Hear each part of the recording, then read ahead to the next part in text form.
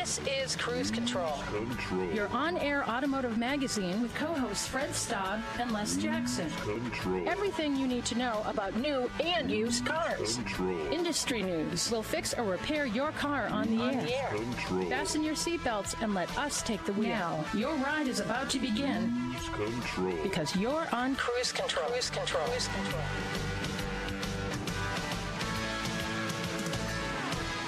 And a very good day to everyone out in radio and streaming land.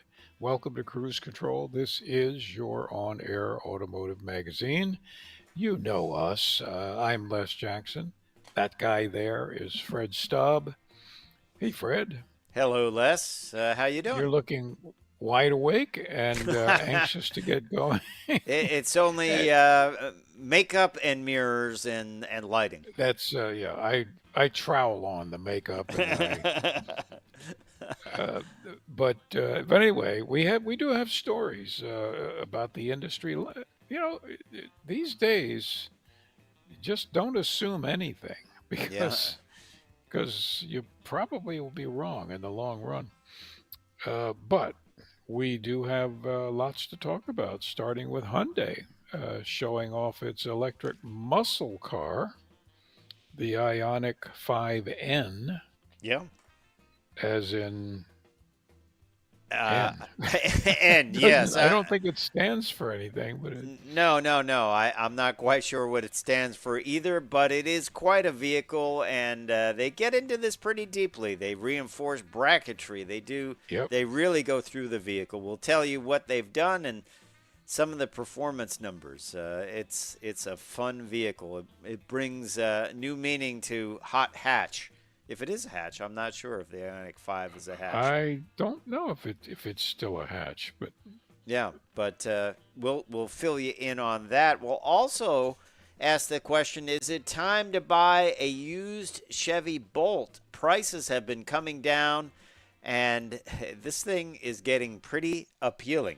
So maybe it is time. Yeah, it might be. And speaking of time. Something that's really old and about to change. Our traffic lights about to add a fourth bulb. Now, what would that be, and what color would it be? Well, we will tell you. We will tell you. And then, who makes the best driver's assistance system?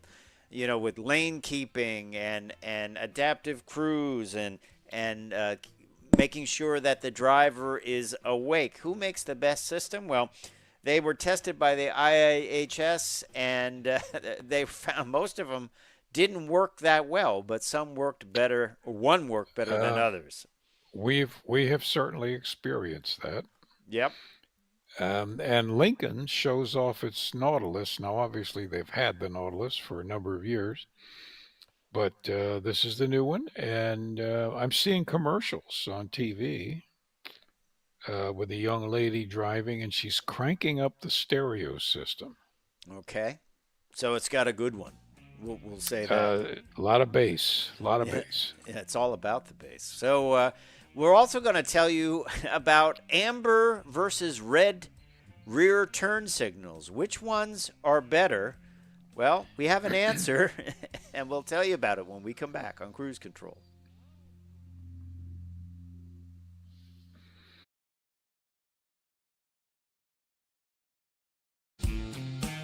Cruise Control. And welcome back to Cruise Control, your on-air automotive magazine. Fred Staub and Les Jackson. We are glad you are along for the ride, and we're going to get started this hour, Les, with something from the folks over at Hyundai, the Ioniq 5N, as they say, the new benchmark for high-performance, all-electric driver engagement. That would be an active lifestyle driver, I'm sure. This is the first N-brand electric performance vehicle. Now, these N vehicles are very well engineered. They're detail-oriented. They're not just stickers and fancy wheels.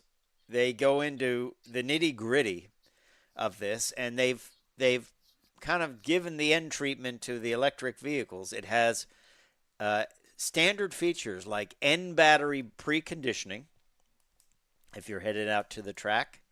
It has N brake regen, the N pedal, the N drift optimizer, N torque distribution, N launch control, N grin boost, and N active sound, and N e-shift.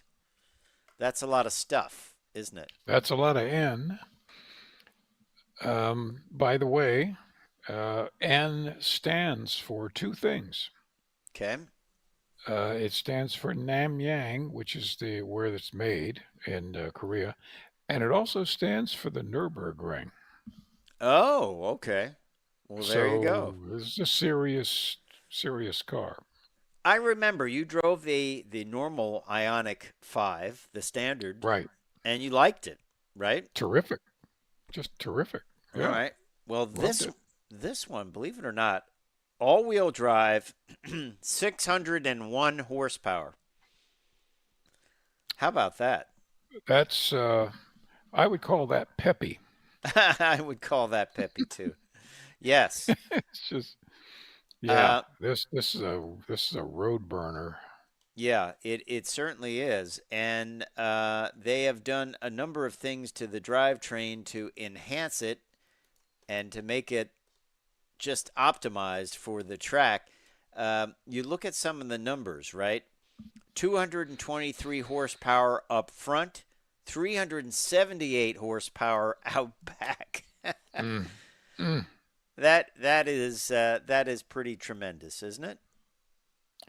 That's yeah. This thing is just truly a rocket. Now you might ask, Les, what is the grin mode? The grin mode is a button that gives you extra horsepower. And this is something that we're going to see a lot of because the Charger just had this too. They don't call it grin mode. But it's a button you push. It's almost like a shot of nitrous oxide would be to an internal combustion engine. You get extra horsepower for like 10 seconds. Ideal for getting on the highway, isn't it? And you grin like a high school sophomore. That's why it's called the grin mode. Yeah, it's only on for a few seconds because you're using up a tremendous amount of energy from the battery. Yes, and typically they would have a limit before you can use this, so you can't ride around with that button firmly depressed. You press it, it does its bit, and then it gives you, it has to take a break. The motors turn up. The electric motors turn up at 21,000 RPM. Wow. That is pretty significant. Wow. State-of-the-art technology delivers the shift feeling and engaging fun in an everyday sports car. And it has integrated N-active sound.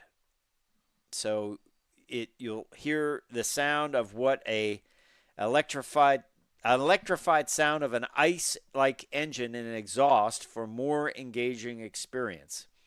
The transmission is paddle shifted, and they say you will actually experience real shift points with this thing. It seems fun, doesn't it? It does. I mean, this is, and it really is on a day-to-day basis a practical vehicle because it's just an electric car, and you drive it with your foot not in it. It just goes and goes and goes. But when you're running, on the weekend, if you want to take mountain roads or you take it out to track day or something, you're going to have a lot of fun in this thing. You sure are, and we'll tell you a little bit more about the Ioniq 5 and what it will cost you to get into this electric pocket rocket when we come back on Cruise Control, your on-air automotive magazine. Let's hear from you. What do you think about internal combustion engine sounds from electric vehicles? Yes or no?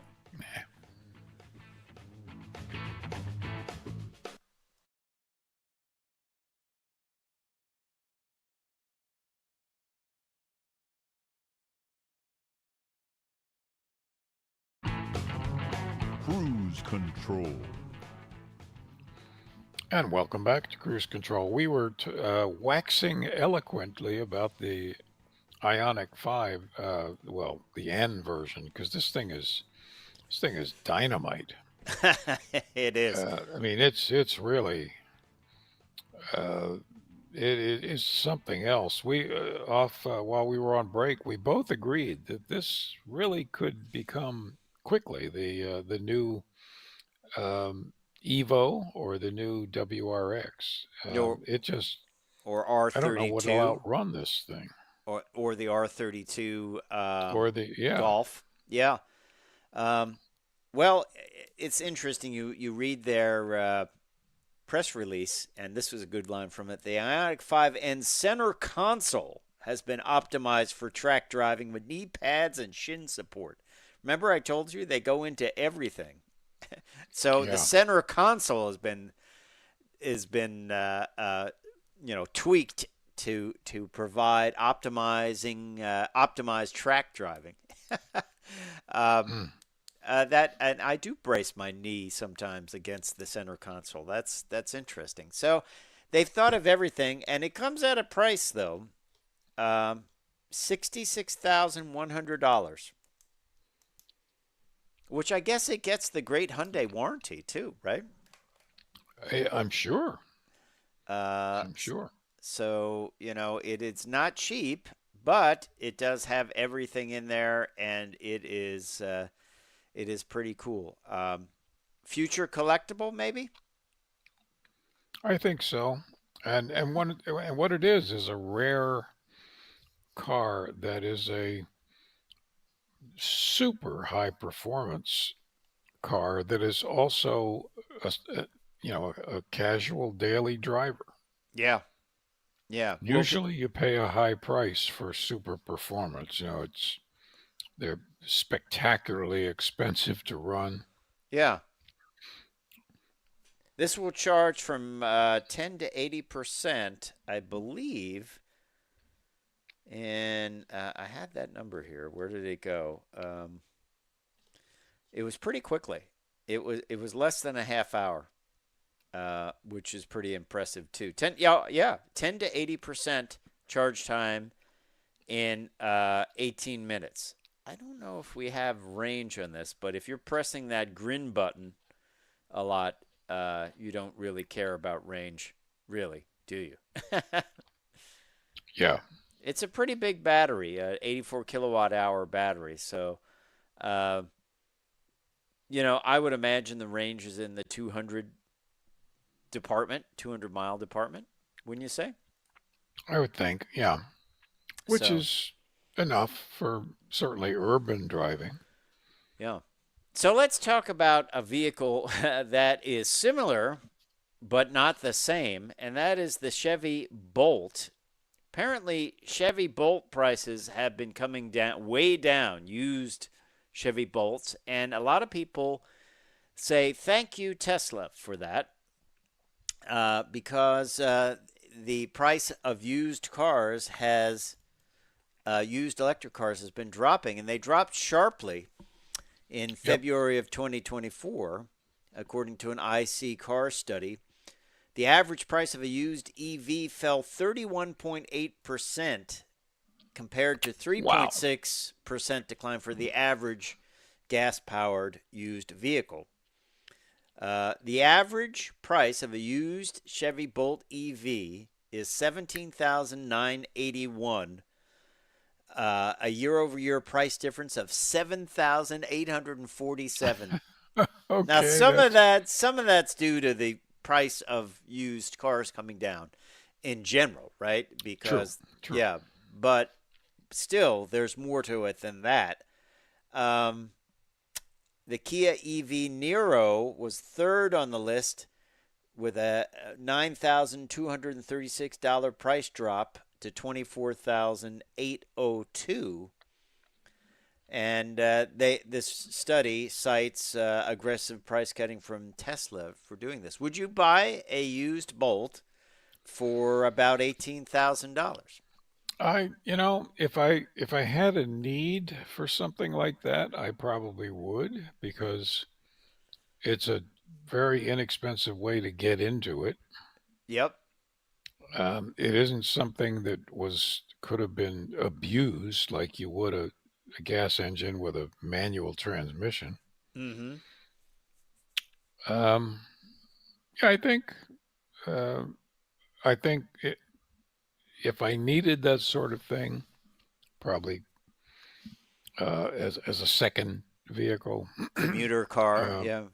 or maybe even for the teenagers to go to school in. Yep. Yeah, it would make sense. Yeah. It's interesting. There was an article, or I think it was a comment on this story, and it was a guy that had one. He bought a Bolt with not a lot of options, and he thought, well, if they're inexpensive, maybe I'll just buy a used one that has more options on it. And he said, yes, the newer one with more options was a good price, but they offered him like nothing on his trade-in. so, Oh well. so he's like, I'll just live with what I got. I'll just stick with it. My only pause would be the battery. The Yeah, right. batteries had been replaced by LG. It was LG's fault. So I'd need documentation. Was the battery replaced on this? Was this one affected in the recall? Where is that at on the car? Because obviously you don't want to get one that has not had that taken care of, right? Well, yeah, and the batteries. You still have a 10-year warranty on the drivetrain, so Yeah. um, the battery is going to be on Hyundai's dime, not on yours. On Chevy's dime. Chevy's dime. Sorry. Yeah. Oh no, you don't have a 10-year warranty, so that's tricky. But by now, I would think that all of the offending batteries have been replaced. Yeah, I would hope so. I would hope so. That that is a big recall. That is Yeah. that is not what you were calling a voluntary update. Not. No. If your car That catches was. fire, you may want to avoid that. Yeah. So, well, I don't know. What would you do? Would you buy a used Chevy Bolt for 17,981 if you needed a second car? How would you feel about it? And of course, the new Bolt is coming out in 2025. They're going to keep it as a affordable model for sure. So, Right. yeah, But twice the price of the used one. yeah, exactly, exactly. All right, let's talk about an interesting story. We've all seen traffic lights. Yes, we have. If you've ever driven, you've probably seen one. But there's a call now for updating the traffic light, right? And it comes from the idea of autonomous vehicles. Now, we don't know when if this fourth traffic light would be added, when it would be added.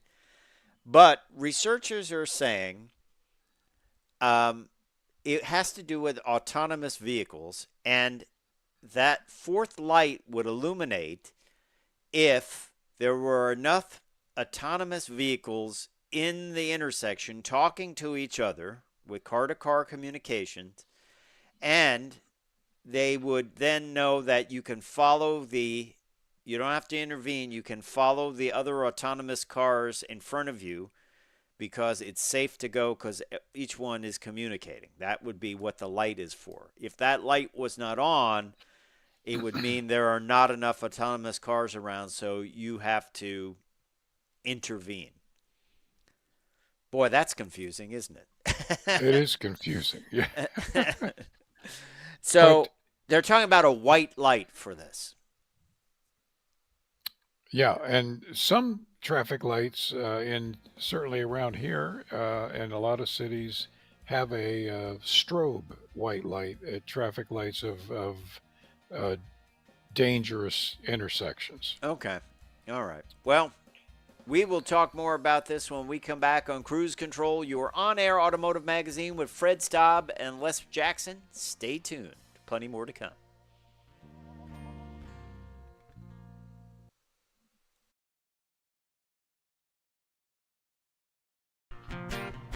Cruise control. And welcome back. We've been waiting here at the red light.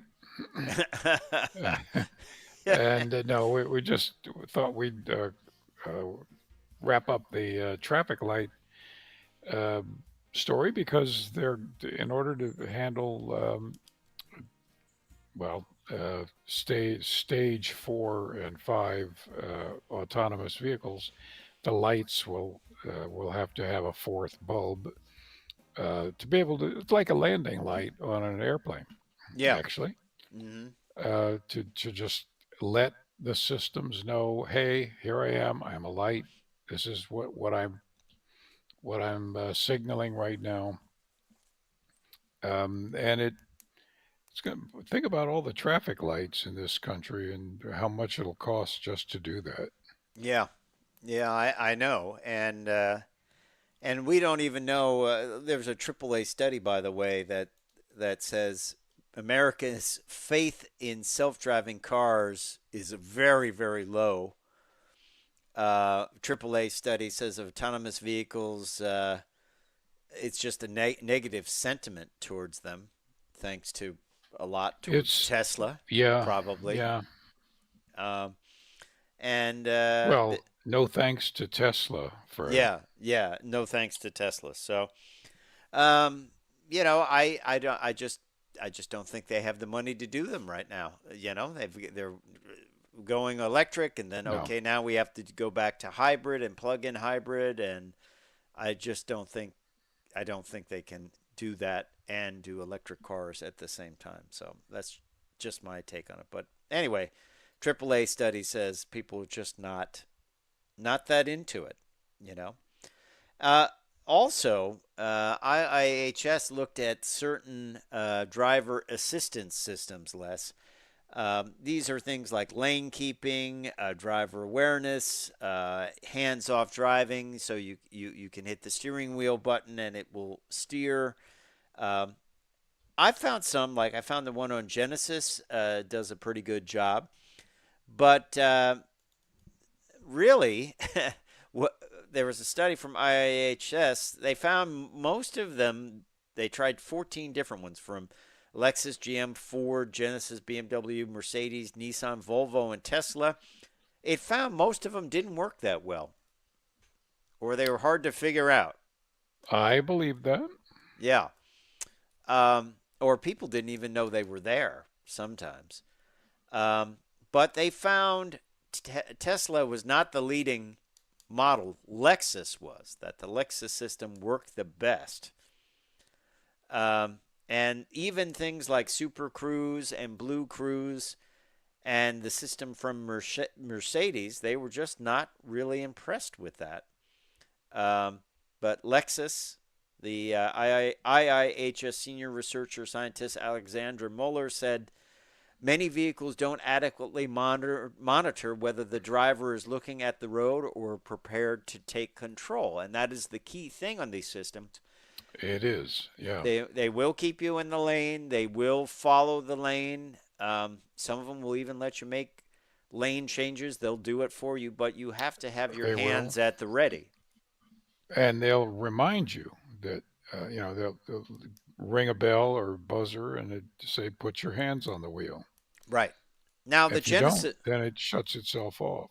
the Genesis system, I found it very useful. I was coming home, very dark night, rainy. Just the road Yep. looked very shiny. You couldn't really see the lanes. It was twisty, turny, and it was kind of hard to know where you were at, even when you're concentrating heavily. And I put that system on, and it kept me in my lane. And I thought, well, Yeah. that's a good use case for it, right? That's what you want it for. Just as an extra co-pilot. Yeah. Couldn't see anything. It was just like a mirror down there, So it was like, where is the lanes? I can't see that, and a heavy downpour. But it worked well. So I would give the Genesis system a good rating. I also used Super Cruise on the New Jersey Turnpike, and that would make lane changes in a Chevy Hmm. Bolt, by the way, which I didn't buy. Although if I did, it would have been a good low cost vehicle. Yeah, uh, wouldn't have had it anyway, the old one. yeah, But it worked well. But you can only use that on certain roads. But I I just wonder how many people use those systems, in vehicles. Um, Do they know I they're think there? it's I think it's age related. I think it's and I think there's a resistance to using them at both the elderly end and the young end. Um, Neither really understands them or trusts them, I guess would be the word. Okay. And they don't tend to use them. I think people in the middle, you kind of have to be a little technically inclined. Right. Years from now, everybody will use them. But Yeah, years from now, it will be as common as a turn signal. yeah, or the robots that are driving us Robot, take will me use home. them. Yeah. That's right. Now, mine will be driven by the cheap robot. The motto of the expensive robot is trust yourself in our hands, whereas the cheap robot motto company will be we'll get you there. One way or So another. that's We it. Just might shut dent a up. We'll few get you things. there. Yeah. Yeah. Yeah. Well, have you ever thought about this? It was an article in the Drive. I never thought about this, but just under half of all new cars have amber rear turn signals. The rest have red. Um, I wouldn't have thought it was half. I always notice amber turn signals, but I would have guessed maybe 20%. Well, I never thought about it, and I thought the amber was a European requirement, and they just put it on cars because okay, now we don't have to change it. Remember on the Corvette, people go, "Well, I did the Right. European taillights, which meant it had yellow as opposed to all red, right?" And people did it just because it looked cool. It was a little bit different. Um, but apparently, according to NHTSA, National Highway Traffic and Safety Administration, yellow amber turn signals reduce crash rates by more than 5% in some driving scenarios, including where only the vehicle's taillights are visible, such as during turns, lane changes, or exiting Yeah. parking spaces. Having come from the laser industry, I can tell you that the wavelengths that the human eye picks up are much, much stronger in the yellow, green, yellow spectrum as opposed to the red or the blue and all that. So, yeah, amber, you see it, you notice it. Yeah. So it it's interesting. Like the F-150, the base pickup gets all red taillights, but the premium models receive an amber lens in LED form. Um, and some say it's just a um, styling thing, but 249 No, models. So 121 of the 249 models feature amber rear signals. Interesting. I'm surprised NHTSA doesn't require it. Yeah. Um, and they just think it's right now people use it as well, they use it as styling and it's cheaper, but this is something for the IIHS, the Insurance Institute of Highway Right. Safety. Maybe they'll work it into their ratings, right?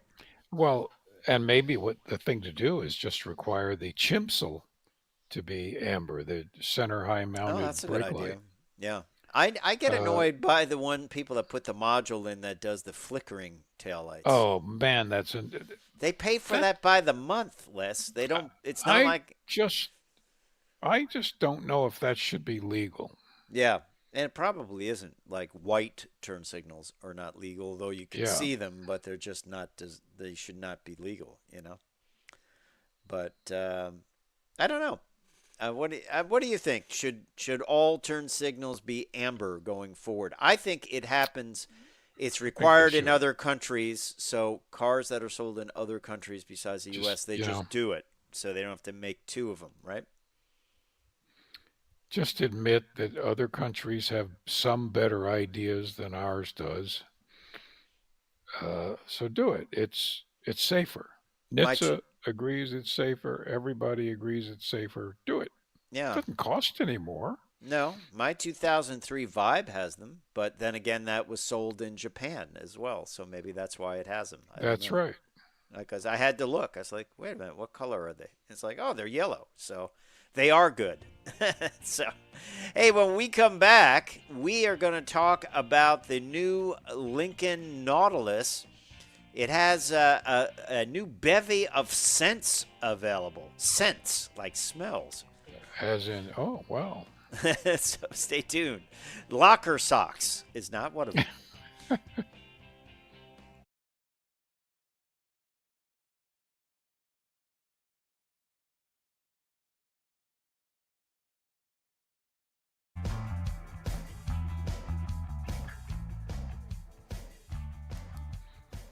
Hey, welcome back to Cruise Control. Fred and I are going to introduce you to the new Lincoln Nautilus. Yep. We won't go name by name, but just here's the Nautilus. Now it's been around. It's been around a number of years. I actually have a couple friends that have Nautili. Nautili, multiple Nautiluses. Uh, it's good enough for me. But the new one is all about, well, to me, because I've already seen some TV ads. It's about infotainment. Okay. And it's the Lincoln Digital Experience with a 48-inch panoramic display. It's a TV. That's 4 feet, folks. Yeah. The largest, and I think it's the largest, period, not just in its class.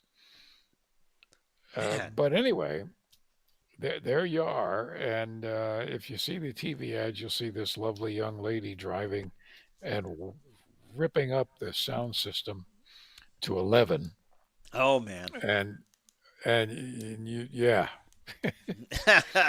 It's yeah. So I'm going to call that dash. We have a picture of it on if those watching on YouTube or Facebook, but it goes all the way across the dash, and you can customize whatever you want on it. I'm going to call that the wow panel. Okay. Because when you turn the car on, you're going to go, wow. Okay. So, what else has it got? Well, I could read you some of the marketing speak. Yes, marketing speak, please. With an evolved design. Okay. Okay. Well, it's, it advances the notion of sanctuary. Mm-hmm. Which they've used for quite a while. Actually, I kind of like that. Their vehicles are noticeably quieter, Les. They're doing a lot of insulation on these vehicles. They're noticeably quieter. That's important. That's important. And it's been designed and engineered for the brand's younger global customers.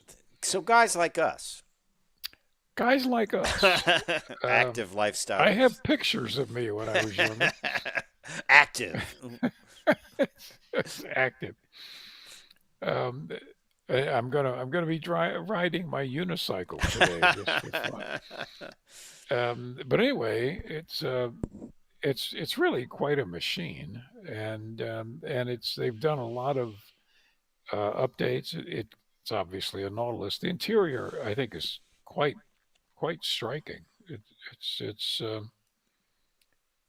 It's loaded.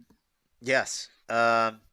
While parked, clients can surf the web using the available Vivaldi browser app, as well as Chrome coming soon, which is beta testing now. A Bluetooth connected keyboard to make typing easier, so you can type out texts and things like that. Now that's cool. Yep. 5G wireless technology. While parked, as Fred said. Yeah, you could just work in this vehicle, couldn't you? With 5G. Yeah, I'm sure you can't use it while it's moving. Right? No. They would do that. So in-cabin sense. So this is a new thing. And I have to read this because I love this. A mystic forest, an earthy blend with woody, rich tones of patchouli, ozonic Oh, azure, a crisp blend of aromatic patchouli and traces of bright violet and violet cashmere, exotic white florals, and trusted violet, as opposed to untrusted violet. yes. Um, yeah. I That's what I was thinking before before you. I But mean, it also the scents though are incredible. You know, the cloud balsam and serene seashore. yeah, twilight embers, Yep. including fresh apple and Right. deep leather undertones.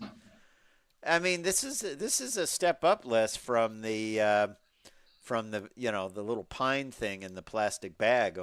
on the on the rear view mirror, right? Quite Every car's quite got a one. quite a step up. Do you remember that line? Oh Every yes. car's got one. It's from Repo Man. Yep. I, I, Yes. I love that. And it says outside the Nautilus features a dynamic new exterior. Well, Okay. it's not new, but it does have LED headlamps. Well, that's to get the good ratings for sure, That's and right. to see where you're Uh, going. and LED tail lamps with animation. There you go. Not so sure about that. Although we've seen those on things like Audis, and of course even Mustang with their syncopated light, right? That's right. And you do get two different powertrains. Okay. 2 liter, that's a small block, Mm-hmm. turbocharged engine um, with 250 horsepower, which isn't bad. Nope. And then you can get, let's see here, what's the other one? A hybrid, I believe, can't you? Oh, yes, I'm sorry, the hybrid. And obviously, you still have the 2 liter turbocharged engine, but you have an electric motor and a battery. So now you've got some zoom in your uh, under the accelerator pedal. Yep. It's pretty cool. I mean, it's a nice vehicle to ride around in. Yeah. No, I think I like the two tone, Yep, and the twilight embers. uh, they've really upped the up. I mean, in they have. gorgeous interiors, noticeably more quiet than other vehicles. Um, soothing. It is a soothing. I'm I'm into quiet. Yes, but if you're playing that 10,000 watt stereo, it's not going to be quiet. Yeah, it's going to be a little bit. Yeah, Raucous. your ears will be bleeding. Yep. You're going to be making a call on your Android phone to the ear, nose, and throat doctor. Why? Yes. Why are my ears bleeding? That's right. Yeah. Let's jump off of that and jump over to a little bit of a talking tech. Les, it's an interesting article about research where researchers make a breakthrough with lithium ion batteries that could lead to 5 minute charge times. Cornell University, which is not too far from where I'm sitting, reported No, that battery anodes made from the metal indium. Indium, look up your periodic chart. Indium, indium, right? yeah, can provide better chemistry inside power packs. That means faster charging times, and it could lead to a 5 minute charge, which is basically equivalent to um, Yeah, Philip. equivalent to fill up. Yeah. Now the professor said, well, then you don't need a 300-mile range if you can charge it up in 5 minutes. I think you probably need both. You need a 5 minute charge and 300 Right. mile range because that is roughly what internal combustion cars have on a range. If you could hit both of those Exactly. numbers. Yeah, you don't want to be stopping every hour No. to charge it up. You Yeah. want to do what you do in your IC car. You drive 150, 200 miles, get out, stretch your legs, Um, and I mean, that's how people drive. Yeah, yeah. So, but you won't need a 600-mile range. You could do a No, 300-mile. Now, also, over at Chrysler, there's new battery technology. These are sulfur batteries. lithium sulfur. Lithium sulfur. They say they could lead to not using those difficult to obtain components and greater range as well. So we'll talk about that more in a future Cruise Control. Time for me to say We I'm will. Fred Staub. I'm Les Jackson. We'll see you down the road. Bye.